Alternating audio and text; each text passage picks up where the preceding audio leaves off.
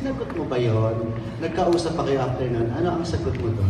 Well, basically po kasi parang nangyari po yan after po namin mag-usap kasi we went out po after the anniversary sa Itbulaga.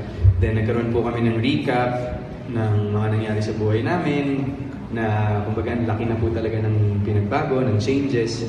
So, si Maine po kasi talagang ano siya social media baby. So basically lahat po ng nararamdaman niya, most of the time po sa social media ko po nakikita. So parang nakapag-usap po kami before that post, and then nagulat na lang po ako na after that conversation, bigla pong may post na ganun. It was very touching and I'm very thankful for that dito. Nag-usap kayo doon? Before po. Before pa noon? Before po na post. Lumabas pa kayo dalawa lang? Parang yes. Celebration niyo? Yes po. Saan kayo doon? Pwede mong share mo lang ng konti? Yeah. Kasi may isang hotel po kami dyan malapit sa... Saan ba? Ayun ba yun? Spira. Ayun. Ayun. Yun po. Doon po kasi kami laging... Kumbaga doon po yung safe zone namin dalawa ni Ming. Hindi na ngayon. So, doon po siya lagi dinadala. Lagi?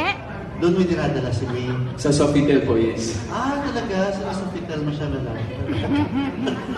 Saan pa mapunta dito? Kem lang.